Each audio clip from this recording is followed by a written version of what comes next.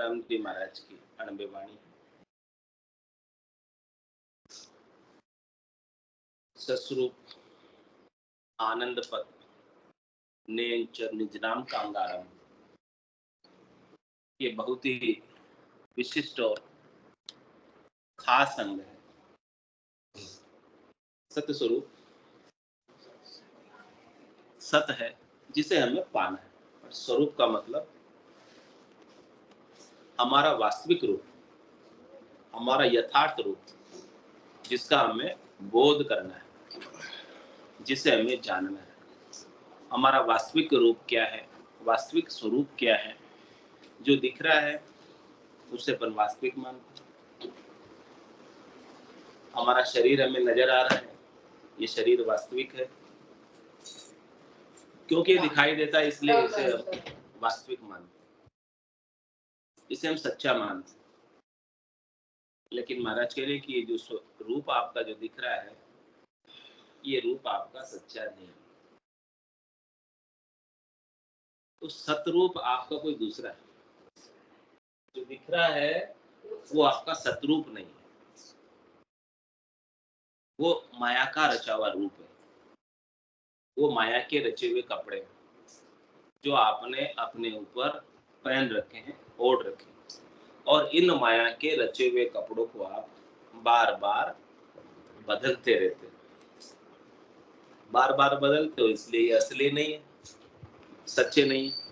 यदि ये कपड़े आपके असली होते, सच्चे होते, तो इन कपड़ों को बदलने की आवश्यकता ही नहीं। हाँ, ये कपड़े पुराने भी होते हैं, ये कपड़े खराब हो जाते हैं, ये कपड़े फट जाते हैं, और फिर इसे नए कपड़े वापस ये आत्मा पहनती है, नए कपड़ों को वापस धारण करती। इसलिए ये जो रूप हमें मिला है वो माया का मिला, और सब इस रूप में ही आसक्त है, सब इस रूप को ही सजाने में, संवारने में लगे हुए हैं, और सजा कर संवार कर इसी का काम, इसी का उपाय करने में लगे हुए, और पूरी आयु अवधि इसी के कामों में हमारी बीत जाती, समय पूरा हमारा इसी में निकल जाता है, और हम हमारे वास्तविक स्वरूप को, यथार्थ स्वरूप को जान नहीं पाते बोध बिना सद्गुरु की कृपा के। जो आत्मा को जानने का गुण है, ये गुण साधन ते नहीं हुई, तुमरी कृपा पाए कोई कोई। ये जो गुण है अपने स्वरूप के बोध का, सत्स्वरूप को जानने का, आनंद स्वरूप को पाने का, ये किसी करनी से नहीं होता, ये किसी क्रिया से नहीं होता, ये किसी उपाय से नहीं होता। इसे पाने के लिए सद्गुरु की विशेष कृपा आपके ऊपर चाहिए, और विशेष कृपा को पाकर ही आप उसे जान सकते हो। जिनके ऊपर कृपा हो जाती है वो इसे जान जाते हैं, और जिनके ऊपर कृपा नहीं होती है वो इसे जान नहीं पाते हैं।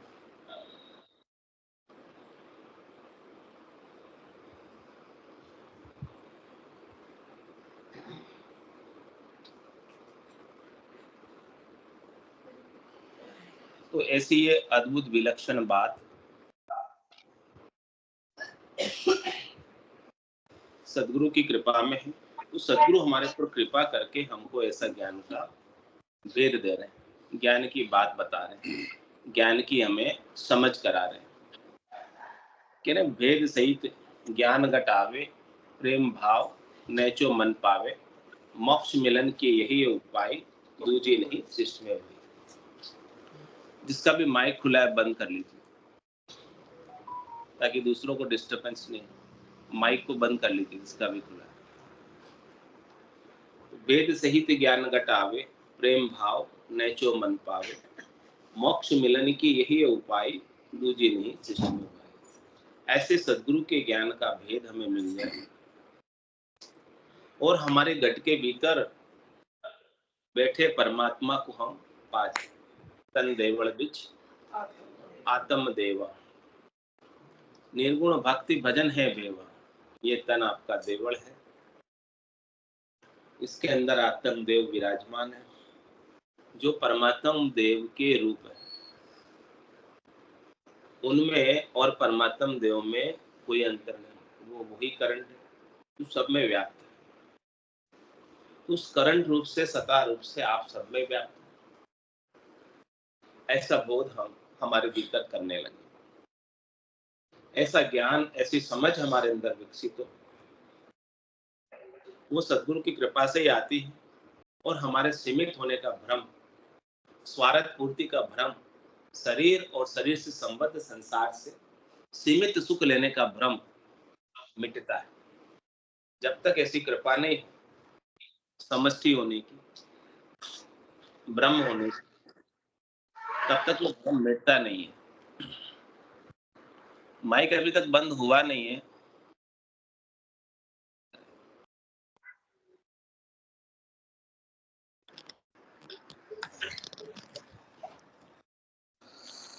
हाँ,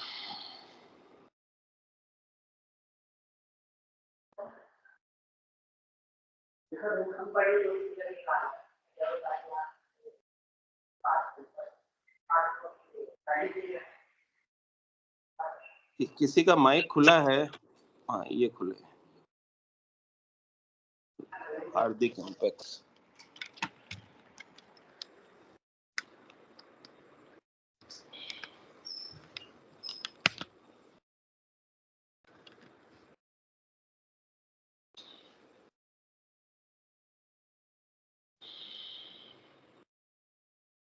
तो भेद सहित ज्ञान घट आवे, प्रेम भाव नेचो मन।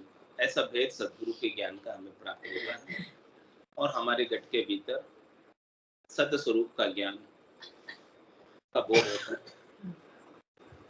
और फिर हमारे मन को, यानी हमारे अंतर इंद्रियों को, मन को, बुद्धि को, चित्त को, अहम को, इन सब चार जो अंतर इंद्रिया प्रकृति से निर्मित है,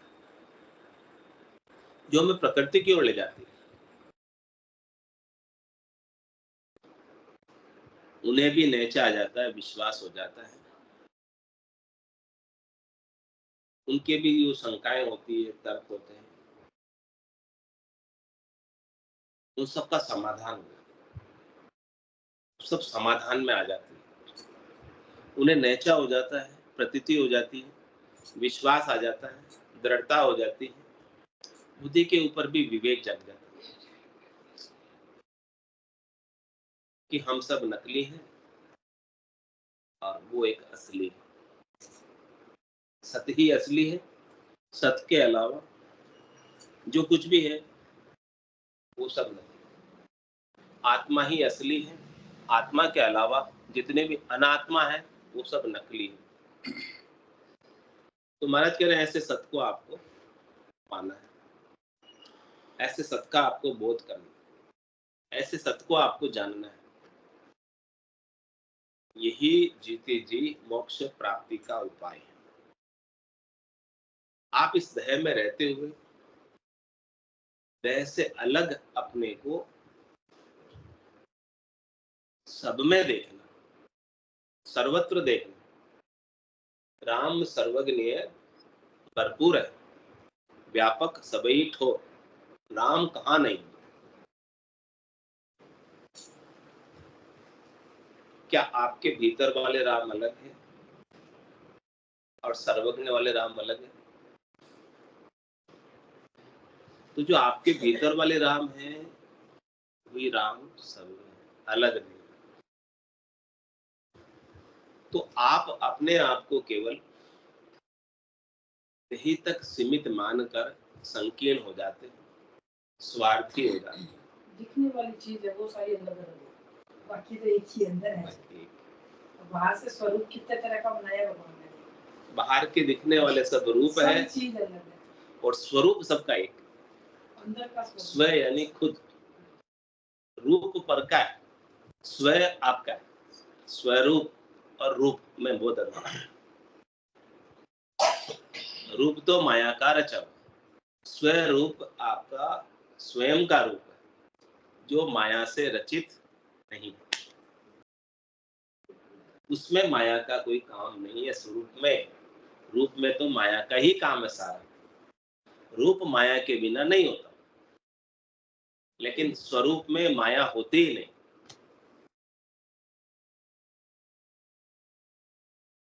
तो आपको रूप से हटकर स्वरूप में आना, यानी आपके निजी रूप में आना।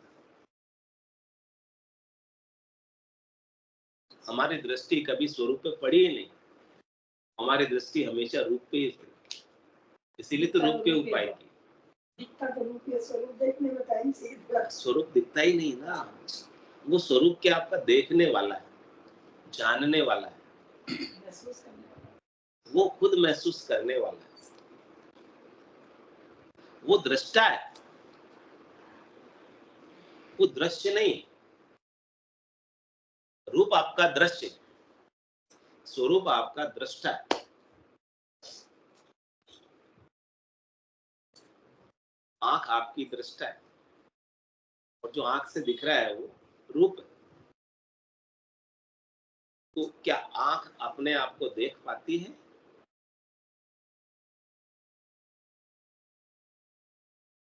आंख से जो जानने में आ रहा है वो सब रूप जानने में आ रहा है, आंख अपने आप को नहीं देख। आप जानने वाले हो, और जो कुछ भी जानने में आ रहा है वो सब झूठा है।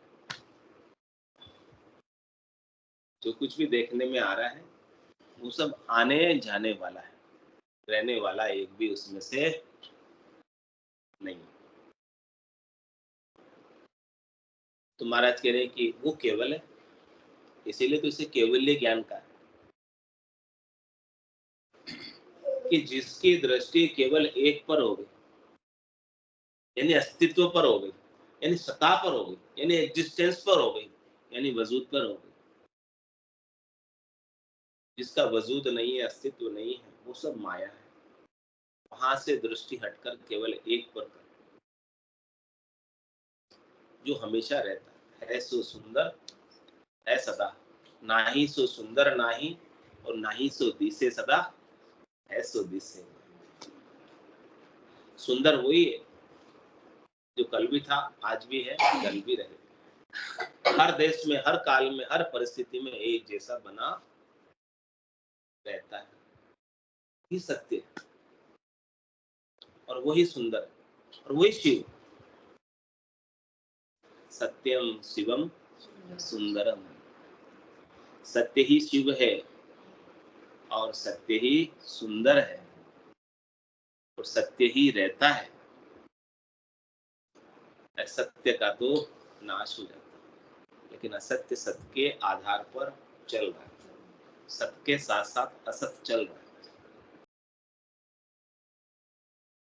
जैसे नकली नोट असली नोटों के साथ साथ चलते हैं,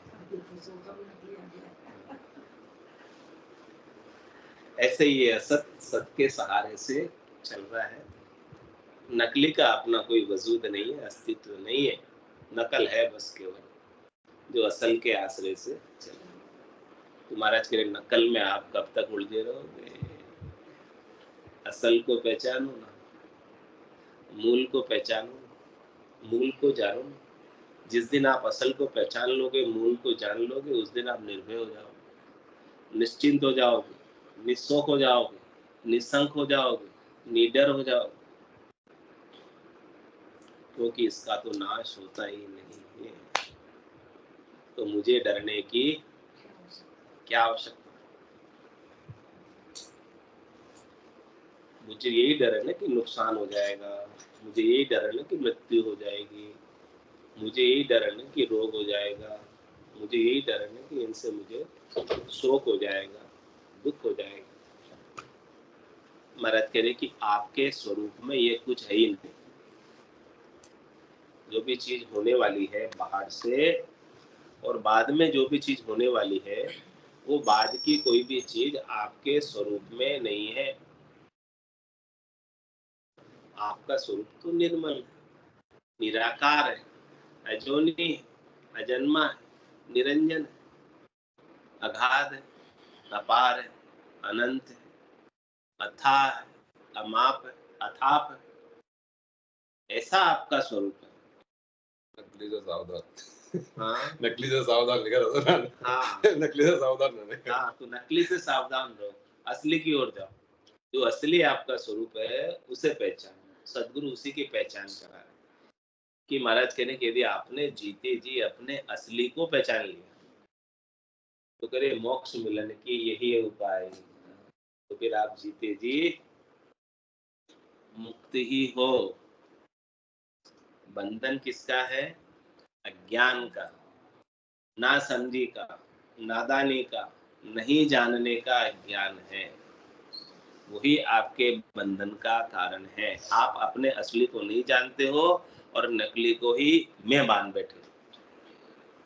इसी के कारण आप बंधन में पड़े हो, नकली को मैं मानने के कारण। ये आपका अज्ञान निवृत्त हुआ तो आप अपने सतस्वरूप में आ जाओगे। जब तक ये अज्ञान निवृत्त नहीं होगा तब तक आप झूठे का संग करते रहो। झूठे का संग अज्ञान के कारण हो। ये स्थूल शरीर आपको क्यों मिला है? सूक्ष्म शरीर के कारण। क्योंकि आपके सूक्ष्म शरीर के अंदर मन है, बुद्धि है, चित्त है, अहम है, 5 प्राण है और आपके सूक्ष्म शरीर के अंदर भावट है सुख लेने की।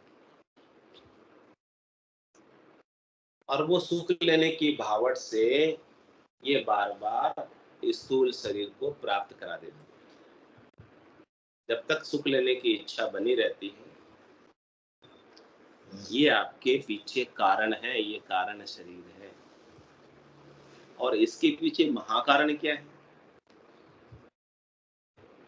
एक तो स्थूल शरीर हो गया, एक सूक्ष्म शरीर हो गया जिसमें मन, बुद्धि, चित्त, अहंकार और 5 प्राण, पान, अपान, उदान, व्यान, समान, ये सब है। नौतत लिंग शरीर। और इसके पीछे कारण क्या है? सुख लेने की इच्छा। इस कारण से आप आ जाते हैं। ये कारण शरीर हो गया। ये आपका भाव शरीर हो गया। आपके अंदर भावट रहती है, आपके अंदर इच्छा रहती है, चाहना रहती है, वासना रहती है, आशा रहती है, तृष्णा रहती है, मनोरथ रहता है, मनोकामना रहती है, संकल्प रहता है, विकल्प रहता है। ये सब कारण शरीर के घटक हैं। इन सब कारणों से इन सब कारणों के कारण आप स्थूल शरीर बार बार डरते हो। अब इस कारण शरीर का महाकारण क्या है वो बताओ। सूक्ष्म शरीर और कारण शरीर एक ही है।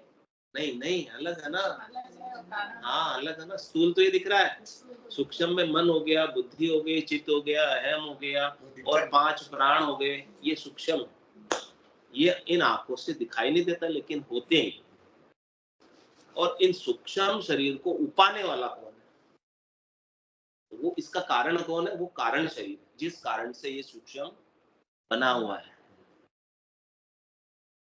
इसके अंदर आपकी इच्छा, वासना, आशा, तृष्णा, मनोरथ, मनोकामना, संकल्प, विकल्प, ये सब कारण शरीर के घटक हैं। इन सब कारणों के कारण ये आपका सूक्ष्म बना है और सूक्ष्म के कारण आपका स्थूल बना है। ये सूक्ष्म के अंदर कारण है। हाँ, और इन कारणों का कारण क्या है? जो महाकारण, वो बता। अब उसकी बात है। जब तक अपन मूल पर नहीं जाएंगे ना तब तक हमारा कल्याण नहीं होगा, हमको समझ नहीं आएगी। इन कारणों का महाकारण क्या है वो तो बताओ। डिमांड, इच्छा तो आ गई ना, कारण में आ गई, महाकारण की बात हो रही है।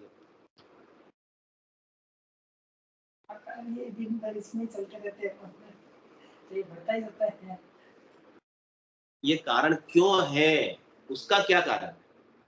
आपने हमारे अंदर इच्छा क्यों है, वासना क्यों है, आशा क्यों है, तृष्णा क्यों है, मनोरथ क्यों है, मनोकामना क्यों है, संकल्प क्यों है, विकल्प क्यों, इनका क्या कारण, इनके होने का क्या कारण? ये सुख बना लेने के की भेजा इच्छा, ना सुख भगवान ने। लेने की इच्छा। ये अज्ञानता, भ्रम। महाकारण क्या है? भ्रम। जब तक भ्रम की निवृत्ति नहीं होगी तब तक आपको ब्रह्म नहीं मिलेगा। और वो भ्रम कौन दूर करेगा? सतगुरु दूर करेगा। भ्रम क्या है? अज्ञानता क्या है?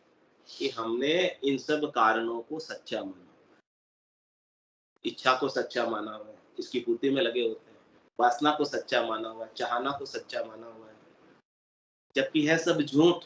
इनका कोई हाथ पांव नहीं है, इनका कोई अस्तित्व नहीं है, इनका कोई वजूद नहीं है। लेकिन अज्ञान अवस्था में हमने इन सब को सच्चा माना, इसलिए हम इनकी पूर्ति में लगे रहे।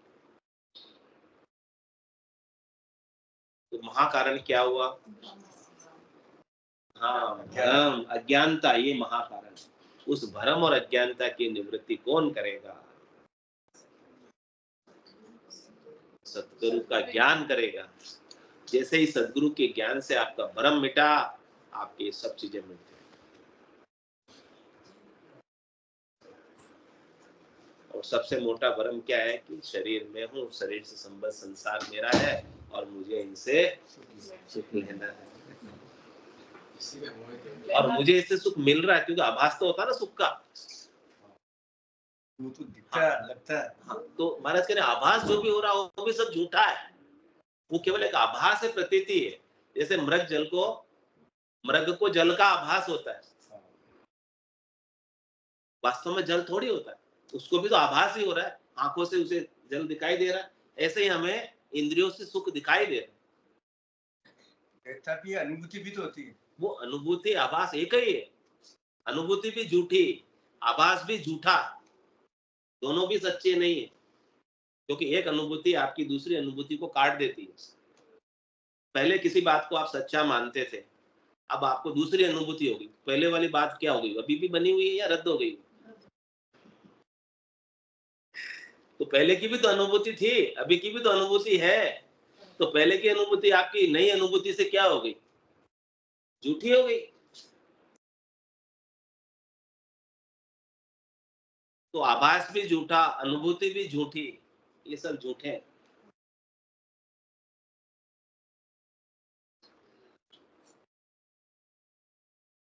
सत है तो केवल स्वरूप का बोध, सत्य स्वरूप का बोध, आनंद स्वरूप का बोध, यथार्थ स्वरूप का बोध, वो सतगुरु के ज्ञान के बिना नहीं संभव है।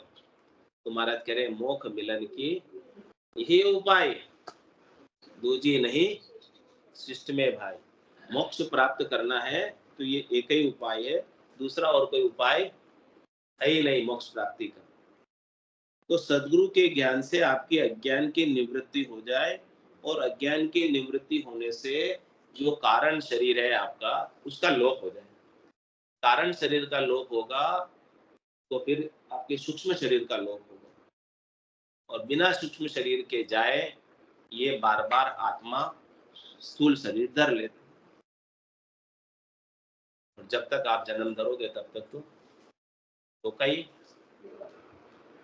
जन्म धरे जहां तक धोखा, भाई आपका धोखा तो मिटा नहीं, जन्म धरने का धोखा जब मिटेगा, जिस दिन आपके ये सब कारणों का निदान हो जाएगा, ब्रह्म ज्ञान की प्राप्ति से, तत्व ज्ञान की प्राप्ति से, सत्स्वरूप के बोध से, आनंद स्वरूप की प्राप्ति से, जिस दिन ये सब चीजें आपके लिए नल एंड वॉइड हो जाएगी, जिस दिन आप उन सब से न्यारे हो जाओगे, स्थूल सूक्ष्म कारण महाकारण से न्यारे हो जाओगे, सत्स्वरूप के बोध को पाकर, उस दिन आपका काम बनेगा। उसके बिना काम बनने वाला नहीं है। ऐसी खास बात आपको सदगुरु बता रहे हैं। इस बात को समझना है, और समझकर हमको हमारा कल्याण करना है। और कल्याण अभी होगा या बाद में होगा? मरने के बाद होगा या जीते जी होगा? बाद में कैसे हो सकता है? हाँ, बाद में कैसे हो सकता है? बाद में तो केवल एक दिलासा है कि भाई मोक्ष आपको मरने के बाद मिलेगा, ये तो केवल एक हाँ दिलासा, एक आश्वासन है केवल। तो महाराज कह रहे कि आपको आश्वासन पर नहीं जीना, आपको वास्तव में प्रत्यक्ष रूप में आपको परमात्मा चाहिए, तो आपको अपने स्वरूप का बोध करोगे तो आपको प्रत्यक्ष रूप से परमात्मा अभी मिलेंगे, उसके बिना मिलने वाले नहीं। प्रत्यक्ष परमात्मा चाहिए तो अभी मिल सकते हैं, उसके बिना नहीं, ज्ञान से मिल सकते हैं। तो ओ तो जीव ब्रह्म सुन होई, याकू पकड़ सके नहीं कोई, सबई कर्म जीव बिन साया, सुख के का जगत हो पाया।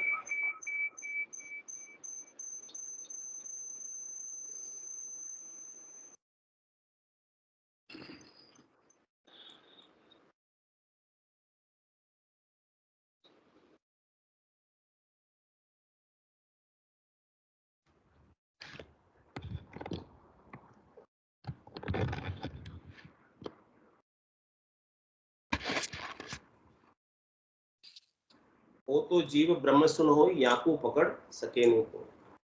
कह रहे हैं कि ये जीव नहीं है। क्या है ये जीव? ब्रह्म है। जीव तो इसके ऊपर भाव आया हो, जीव तो इसके ऊपर आवरण आया हो, जीव का तो इसने चोला पहन रखा है। ये तो शुद्ध चैतन्य ब्रह्म है, ये नित्य मुक्त ही है, लेकिन अज्ञान के कारण बंधन में पड़ा। आपको किसी ने बांधा नहीं, लेकिन आप बंधन में पड़े हैं। किस कारण से? मोह में पड़े हैं। किस कारण से? आसक्ति में पड़े। किस कारण से? चाहना में पड़े। किस कारण से? अज्ञान के कारण, भ्रम के कारण। यूं तो जीव ब्रह्म सुनो, ये तो शुद्ध चेतन ब्रह्म है, ईश्वर अंश, जीव अविनाशी, चेतन अमल, सहज सुख राशि। ये जीवात्मा तो ईश्वर का ही अंश है, ईश्वर का ही रूप है, राम का ही स्वरूप है, राम स्वरूप है, ये अविनाशी स्वरूप है। ये चेतन है, अमल है, इसमें कोई मल नहीं है, इसमें कोई विकार नहीं है, और सहज सहज में सुख की राशि, आनंद की राशि। सब सतलोक माये, सतलोक सबके माय, माया मोह से उलझिया, ताते सूझे ना। ये सूझ नहीं रहा है, इसका स्वरूप माया मोह में उलझाड़ होने के कारण, उलझने के कारण। कह रहे वो तो जीव ब्रह्म सुनो। ये जो जीवड़ा है ना, जीवड़ा, हाँ ये ब्रह्म है। हाँ, इसको जानो, इसको, इसके ब्रह्म स्वरूप को पहचानो। ब्रह्म स्वरूप की भूल पड़ी है। ये गधिया हाथी हो गया, गधों का संग करके, है तो हाथी, लेकिन बिछड़ गया अपने झुंड से। बालक हाथी था, बिछड़ गया अपने झुंड से और गधों का संग कर लिया। हाँ, तो फिर जो है गधे गधे के जैसे रहने लग गया। हाँ, फिर एक दिन वो हाथी आया उधर से, वो देखे तो अपनी बिरादरी का, अपनी जाति का है। जैसे सदगुरु आके कहते हैं ना, ये तो अपनी बिरादरी का, अपनी जाति का है, ये तो परमात्मा स्वरूप है, ये तो गधों का संग करके गधे जैसा हो गया।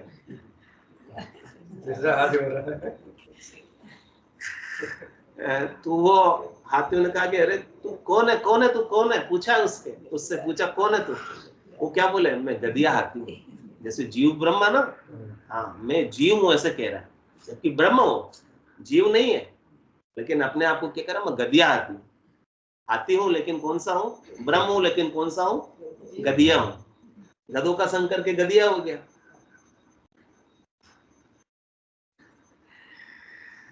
तो फिर उन हाथियों ने कहा कि देख, तू असली आती है, तू गधिया आती है, अपने आप को कैसे कह रहा है? तू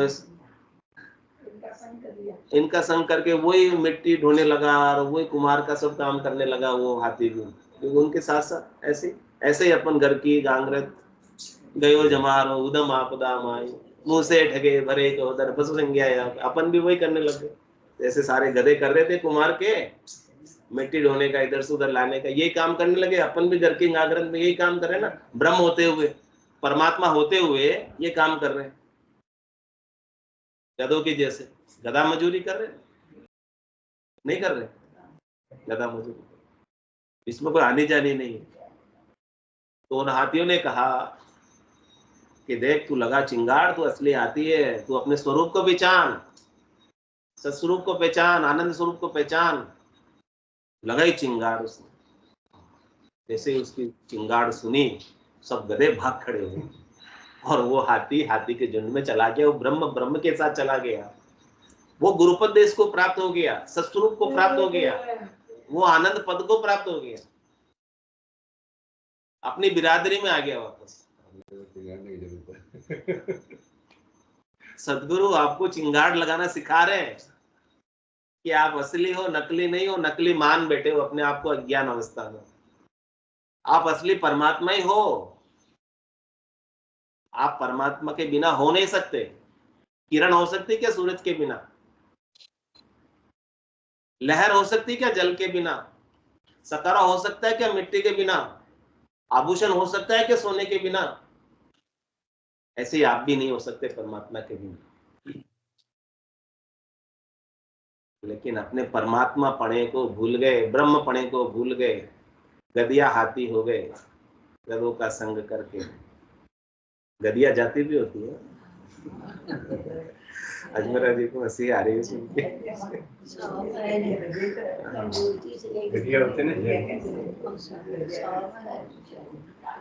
तो ओ तो जीव ब्रह्म सुन होई, याकू पकड़ सके नहीं कोई। इसे भला कौन पकड़ सकता है? ये तो मुक्त है, नित्य चेतन है, इसे कोई नहीं पकड़ सकता। ये तो अज्ञान अवस्था में खुद ही पकड़ में आया हुआ है।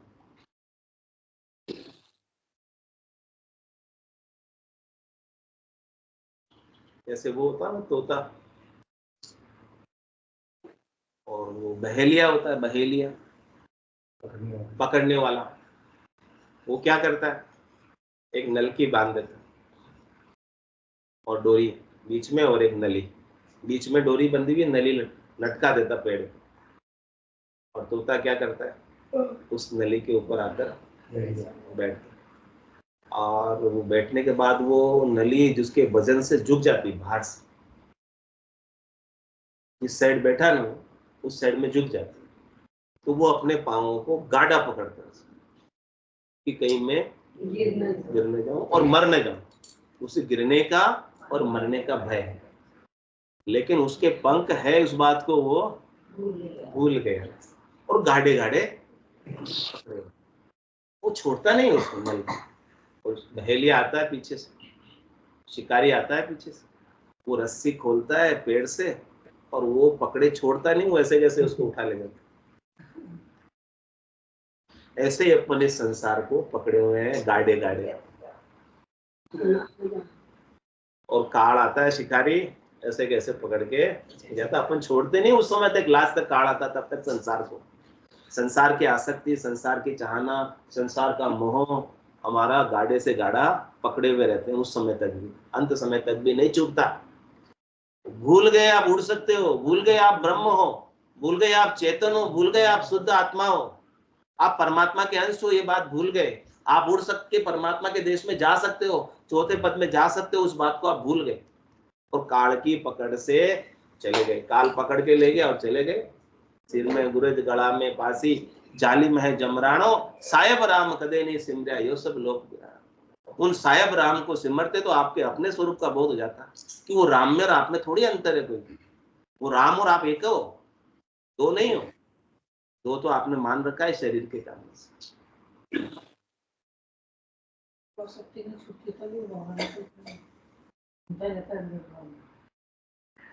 तो वो तो जीव ब्रह्म सुनोई, ये जीव तो ब्रह्म है भाई। कितना समझा रहे महाराज, पर अपने समझ आवे तब ना। समझ आ जावे तो मुक्त हो जावे, अभी आज ही मुक्त हो जावे, इसी तत्क्षण मुक्त हो जाए। हाँ तत्क्षण, हाँ देरी की बात नहीं है। ऐसा नहीं कि बाद में होंगे मुक्त, हमारा तत्क्षण मुक्त कर रहे आप तुरंत। बस ये बात आपके बुद्धि के ऊपर विवेक, इसका समझ जाग जाए। वो तो जीव ब्रह्म सुनो, ये जीव सुन तू ब्रह्म है, याकू पकड़ सके नहीं कोई। इसे कोई नहीं पकड़े में, खुद ही अज्ञानता के कारण जीव बना हुआ, खुद ही पकड़ में आया हुआ, खुद ही बंधन में। अब जो खुद ही बंधन में, उसको कोई दूसरा आके छुड़ाए, खुद ही छूटना है। बंधन आपके है नहीं, अज्ञानता का बंधन है, नादानी का बंधन है, ना समझी का बंधन है।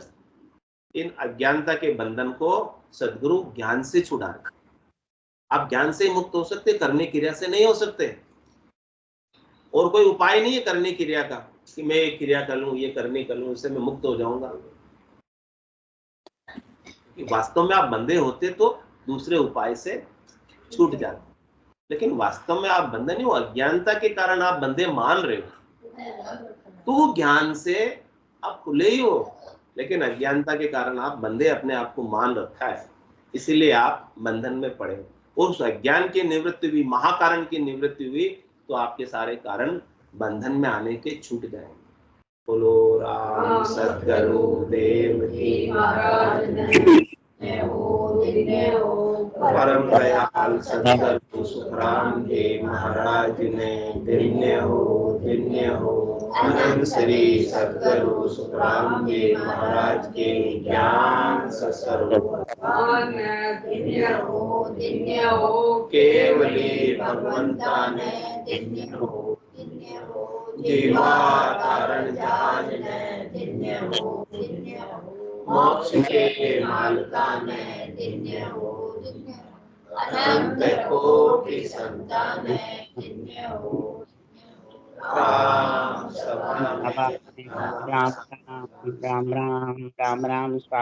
राम सा सब संतान है सत्संग राम राम राम राम राम राम राम राम राम राम